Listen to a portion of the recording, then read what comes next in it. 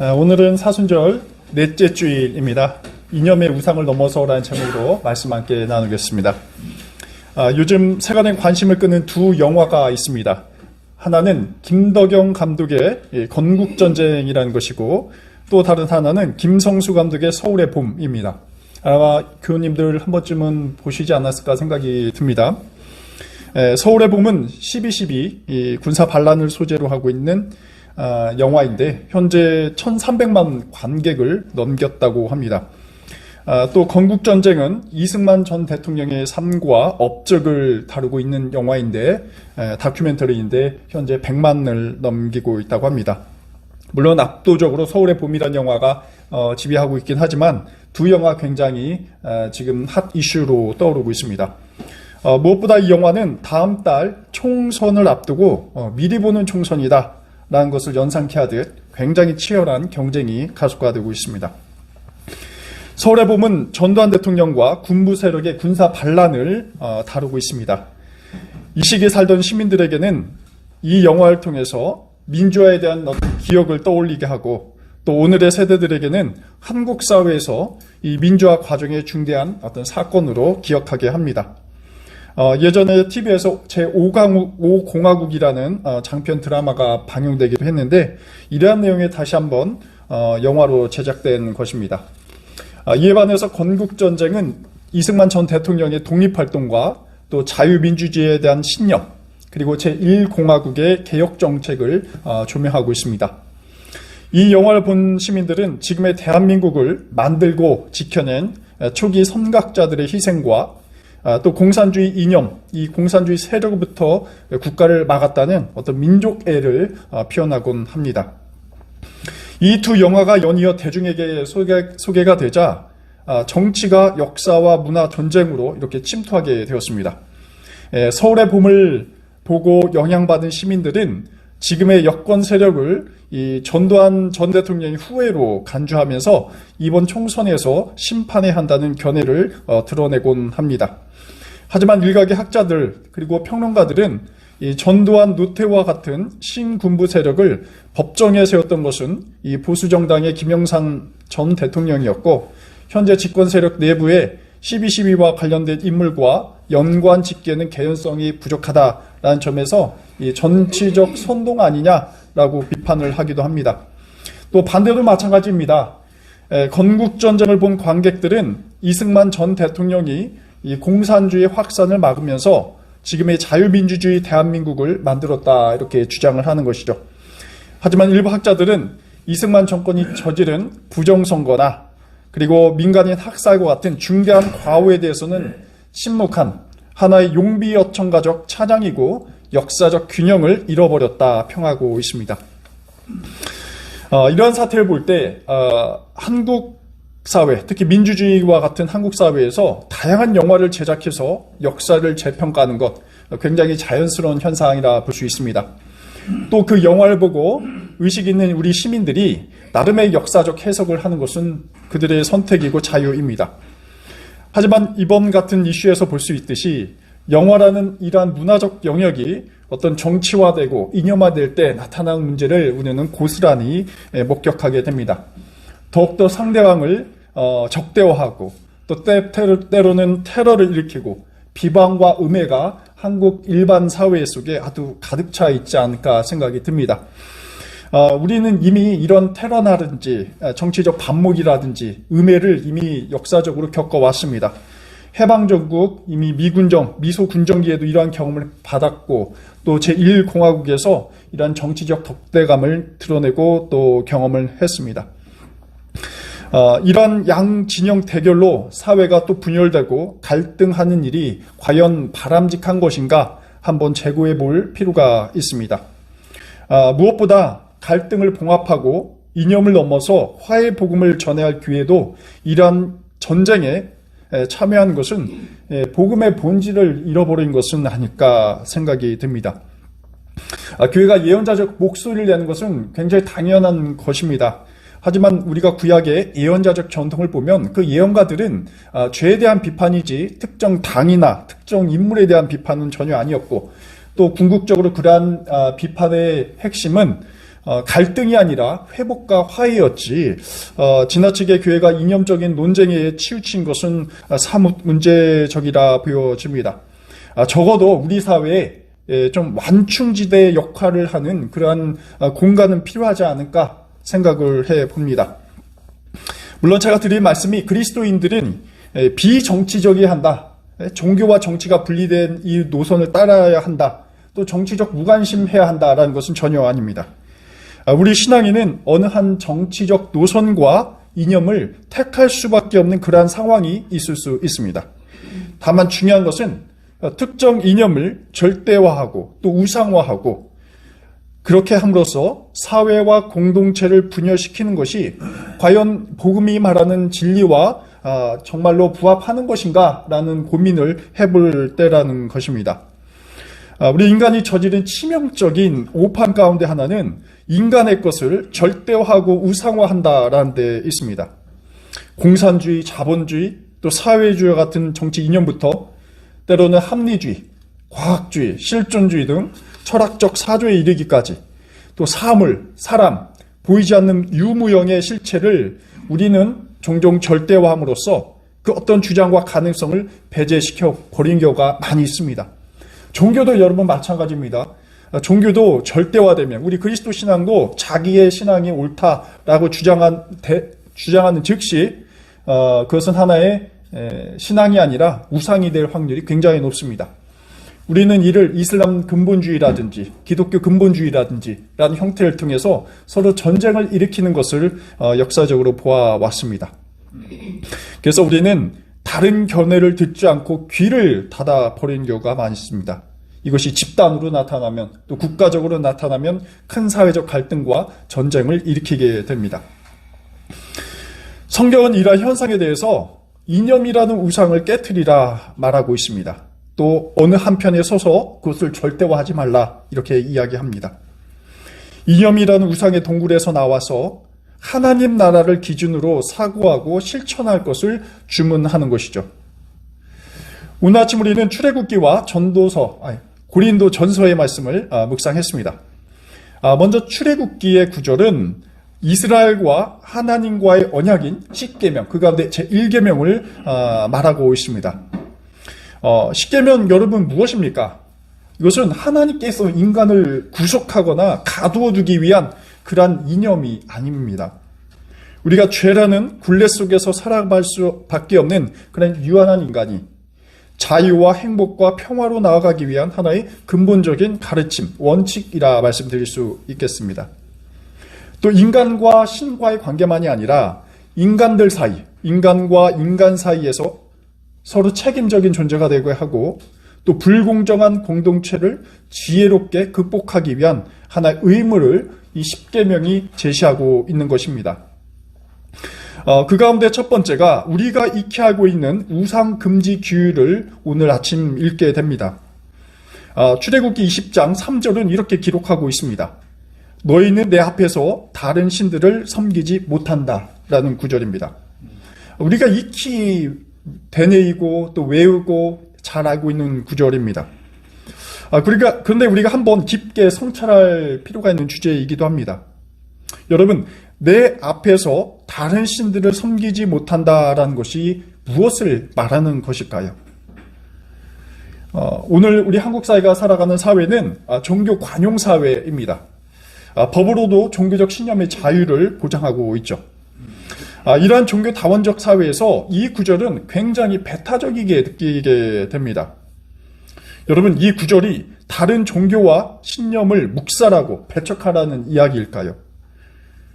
문자 그대로 다른 신들을 공격하고 배격하라는 것, 그 이상으로 다른 깊은 의미는 없을까요? 10계명을 통해서 하나님께서 경고하는 그 우상이라는 실체를 한번 깊이 생각해 보려고 합니다. 여러분, 과연 그 우상이 무엇일까요? 하나님보다 더 매력적으로 끌리게 하는 그 존재는 무엇일까요? 그것은 바로 어쩌면 나와 그 나라는 실체가 판단의 기준으로 삼는 이념은 아닐까 생각해 봅니다. 하나님의 뜻을 순종하게 하는 것, 또 순종하지 않게 하는 것은 결국 나아 있고 또 이러한 나의 행동과 사고를 야기하는 어떤 사고에 달려 있다라고 볼 수 있습니다. 진정한 우상은 어쩌면 바알 형상도 아세라 형상도 또한 불상이나 모스크도 아닌 바로 나일 수 있겠습니다. 근데 이 나를 우리는 자꾸 무엇으로 채우려고 합니다. 그것이 어쩌면 인간의 불완전한 상태를 역으로 드러내는 것이라 볼 수 있는데요. 그것이 자신의 고유한 정체성이라고 종종 판단하기 때문입니다. 때로는 지식으로, 때로는 물질로, 때로는 소속으로, 또 이념으로 채우고자 합니다. 또 그것을 자신과 동의를 하면서 우상 숭배에 구체적으로 참여하게 됩니다. 오늘 성경 본문 4절에는 이렇게 그 대상을 나열하고 있습니다. 하늘에 있는 것, 이것은 어떤 명예일 수 있겠고요. 또 땅에 있는 것, 이것은 어떤 재물일 수도 있겠습니다. 또 비단 세속적인 것만은 아닙니다. 나의만의 것을 충족하기 위한 우리의 어떤 종교적 열심도 이 우상이 될 수 있습니다. 하나님께서는 이러한 것들에서 우리의 눈을 고정하지 말라고 말씀하십니다. 오늘 제가 설교에서 말씀드리고자 하는 관심인 이념과 진영 논리도 비슷합니다. 나 혹은 우리라는 우상을 아주 강화하는 매력적인 소재라고 볼 수 있습니다. 이러한 소재는 하나님을 향한 나의 시선을 왜곡시켜서 특정 이념을 절대화하도록 하는 이 매력을 지니고 있습니다. 보수만 옳다고 목소리 내는 이들, 아니다, 또 진보가 옳다고 주장하며 그 어떤 의견이나 조언을 거부하는 형태는 자신의 정체성을 드러낼지언정 그것은 우리의 눈을 종종 멀게 합니다. 더욱이 하나님의 진실과 복음의 핵심과 그 방향성을 멀리 두게 한다라는 것이죠. 인간적인 것에는 편협함과 독선만 있다는 것이 어쩌면 성경이 한결같이 주장하는 하나의 교훈입니다. 오히려 성경은 인간의 내면에 나타나는 그 폐쇄성, 그리고 이념만이 옳다고 간주하게 하는 그 무언가가 있는데 그것이 바로 우상이고 이를 깰 것을 가르치고 있습니다. 특히 너희들 내 앞에서 다른 신들을 섬기지 못한다라는 제1계명은 자기 중심성을 철저하게 깨트리면서 나라는 동굴에서 빠져나올 것을 말하고 있습니다. 오늘의 현실에 대입해서 말씀드리면 진보냐 보수냐 어떤 이념성이나 또 이쪽 당이냐 저쪽 당이냐와 같은 당파성을 자유롭게 넘나들면서 정치가 지향하는 바른 사회, 상생의 사회, 이 정의로운 사회를 어떻게 달성할 것인가라는 근원적인 목표를 바라볼 것을 이 성경은 강조하고 있는 것이죠. 성경적으로 또 말씀드리면 이념이나 당은 하나의 수단에 불과하다라는 것입니다. 하나님 나라의 정의와 자유를 위해서 어떻게 실현할 것인가가 목적이라는 것이죠. 이러한 길을 향하기 위해서는 분명 나와 또 나를 둘러싼 이념이라는 우상을 철저하게 깨트릴 필요가 있습니다. 우리가 두 번째로 묵상한 고린도전서 1장 11절 이하의 말씀은 이러한 우리의 편협함과 당파성에 대해서 아주 명료하게 고발하고 있습니다. 여러분, 예수께서 오늘 우리 한국 사회를 사셨다면 어느 당에 소속했을까요? 아니면 어느 당을 지지하셨을까요? 더불어민주당일까요? 아니면 국민의힘이었을까요? 때로는 녹색 정의당이었을까요? 진보당이었을까요? 사실 이 물음 자체가 난센스입니다. 고린도전서 2점에 대해서 아주 분명하게 이야기하고 있죠. 고린도 교회에 분쟁이 일어났습니다. 이 소식을 바울이 귀담아 듣게 됩니다. 그 분쟁이라는 것이 뭔가 했더니 다름 아닌 고린도 교인들 내에서 서로 파당을 만들고 자신들의 견해만이 옳다면서 주장하는 것입니다. 다른 교인들의 의견을 싸그리 무시하면서 자신만의 목소리를 높이는 것이죠. 바울은 이 사태를 그 어떤 것보다 굉장히 심각하게 받아들였습니다. 왜냐하면 가뜩이나 당시 고린도 교회는 유아기적 교회였기 때문에 그 도시에서 어떻게 생존할 것인가에 대해서 무료할 시점이었습니다. 근데 그 위급한 시점에 교인들이 파당을 만들고 자기 주장만 펼치는 이 행위가 결코 교회에 유익하지 않았던 것이죠.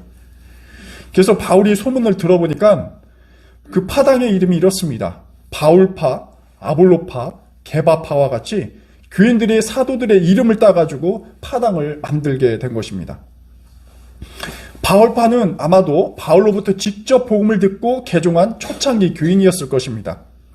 이들은 바울의 권위를 그 어떤 것보다 인정하면서도 그 바울의 가르침에 따라서 고린도 교회가 뿌리내리길 희망했던 부류입니다. 아마 이 이야기를 바울이 들었을 때 자기 이름으로 바울파를 만들었기 때문에 어찌 보면 좀 자랑스러워할 법한 내가 교육을 그나마 잘 시켰구나 라고 생각할 법했지만 나중에서 보는 것처럼 굉장히 바울이 격노하죠. 또 아볼로파도 있습니다. 바울의 후임자였습니다. 고린도 교회에 부임한 사역자인데 이 아볼로는 굉장한 당대 지식인이었습니다. 알렉산드리아 출신의 유대인 학자로 헬라 학문은 물론이거니와 성경에도 굉장히 큰 능통했습니다. 또 설교도 탁월했고요. 또 헬라 철학에도 조예가 깊었기 때문에 아마 교인들 가운데 헬라 철학의 지식인들이었던 교인들은 큰 관심을 갖고 매력적이게 느꼈을 것입니다. 그렇기 때문에 이 아볼로파는 이 아볼로를 추종하는 그 교인들이 만든 하나의 파당으로 보여집니다. 근데 신기하게도 그리스도파도 있습니다. 굉장히 이게 재미있는 흥미로운 파입니다. 이 당파가 과연 어떤 파인지에 대해서 규명이 되진 사실 않습니다. 다만 추측하기로는 예수 그리스도의 교훈을 직접 접한 자들이 중심이 되어서 만든 당파의 가능성이 크다라고 보여집니다. 시기적으로 보면 이미 고린도 교회에서도 예수님의 어떠한 방식으로든 직간접적으로 가르침을 들은 경우가 있을 수 있습니다. 그래서 그들이 이제 파당을 만드는 것이죠. 근데 이들의 주장은 재밌습니다. 바울이나 아볼로나 게바가 사람이지만 자신들은 이러한 인간의 중보자가 필요 없다라고 주장을 하는 것이죠. 우리는 직접적으로 예수님으로부터 계시를 받고 가르침 받기 때문에 더 강력한 권위를 교회 내에서 행사할 수 있다. 이러한 영적 우월주의에 빠진 부류였습니다. 그런데 중요한 것은 이 각각의 파당들이 정작 예수님의 정신은 까마득하게 잊은 채 자신들의 주장만을 내세우면서 분열해 있다라는 사실입니다. 바울은 이랑 당파에 대해서 한탄해 하시면서 이렇게 한마디 내뱉습니다. 13절입니다. 그리스도께서 갈라지셨습니까? 라는 말입니다. 사실 바울이 보기에 이들을 10계명, 제1계명에 대입해보면 사실상 이 교인들은 우상숭배자에 가깝다라고 볼 수 있습니다. 고린도 교인들은 바울, 아볼로, 게바 이 파당 이전에 이런 이념이라는 우상에서 벗어나지 못하고 있다라는 것이죠. 자신들은 개별적으로 자신이 믿고 속한 그 가르침과 파당이 옳다는 관념을 떨치지 못하고 있습니다. 결국 자신들이 옳다고, 내가 옳다고 절대화하는 우애에 빠져 있는 것이죠. 이것이 각 파당 간의 경쟁이나 갈등으로 번지면 그 절대한 정도가 더 심해지게 됩니다. 그래서 바울은 이 문제를 이렇게 풀어가고 있습니다. 그리스도께서 갈라지셨습니까? 라는 메시지입니다. 이 대목을 원어의 의미를 살려서 좀 직역하면 이렇습니다. 그리스도가 여러 조각으로 나뉘어져서 각기 다른 당파에게 주어질 수 있다고 당신들은 생각하십니까? 라는 의미입니다. 1차적으로 바울이 이 메시지를 통해서 전하고자 하는 바는 명확합니다. 그리스도께서는 결코 당파로 분리될 수 없다는 존재입니다. 바울파도 아니고 아볼로파도 아니고 게바파도 아니고 심지어 자신의 이름을 딴 그리스도파도 결코 아니다라는 것이죠. 하지만 여기서 한 가지 더 중요한 점은 그리스도 안에서 우리는 하나라는 진실을 일깨워 줍니다. 분열된 존재가 아니라 본질적으로 하나라는 존재라는 사실입니다. 이 말은 당파가 중요한 것이 아니라 본질적으로 우리가 추구하고자 하는 공동체의 화의와 평화에 대한 이야기이죠. 바울은 각 당파에서 주장하는 대의나 신념이나 이념 좋습니다. 그것이 옳을 수 있습니다. 하지만 그것이 교회 안에서는 비본질적인 것이다라는 거예요. 이념 그 너머를 볼 것을 우리에게 이야기하고 있습니다. 당시 고인도 교인들이 어떤 파당이든 이 파당을 만들었을 때는 건전한 의미로 어찌 보면 하나님 나라를 어떻게 구현해 갈 것인가에 대한 하나의 방편을 세우고 있었을 것입니다. 하지만 여기에 중요한 것은 이 방편이 말 그대로 한쪽의 시각일 뿐입니다. 그래서 전체를 담아내지 못하는 한계를 갖고 있는 것이죠. 하지만 이들은 하나님 나라라는 더 큰 대의를 구현하는 과정에서 자신들의 방식만이 옳다고 주장하는 것이고, 또 하나님 나라는 금세 그들의 행동 속에서, 사고 속에서 사라져 버리게 됩니다. 틀에 갇히고 자유의 가치를 상실해 버리게 되는 것이죠. 이에 반해서 예수님의 눈, 특히 바울이 가르치고자 하는 그 이상은 훨씬 더 앞을 향해 있습니다. 예수님께서는 진보당도 또 보수당도 그 어느 당에 속하지 않으셨습니다. 바울이 말한 것처럼 예수께서는 여러 조각으로 나누어져서 각 당파에 주어질 수 없기 때문입니다. 예수께서는 아예 당파를 더 분열시키는 것이 아니라 하나로 모으십니다. 이것이 바로 예수 그리스도 안에서의 일치를 말하고 있는 것이죠. 이 일치라는 것은 자기만이 옳다는 우상, 또 나라는 우상을 넘어서 더 나은 화해의 세계로 우리를 초대하고 있습니다. 현재 우리 사회, 우리 공동체의 모습을 봅니다. 또 심지어 교회의 모습을 봅니다. 정치, 문화, 좌와 우의 편에 따라서 굉장히 구분되고 갈라지고 있습니다. 신학적으로도 그렇고요, 이념적으로 그렇고요. 총선과 정치의 시기가 다가오면 교회도 굉장히 들떠 있으면서 이런 이념에 선동당하곤 합니다. 지금까지 그래 왔고요. 또 신앙인들이 이런 분열에 굉장히 동참하고 또 있습니다.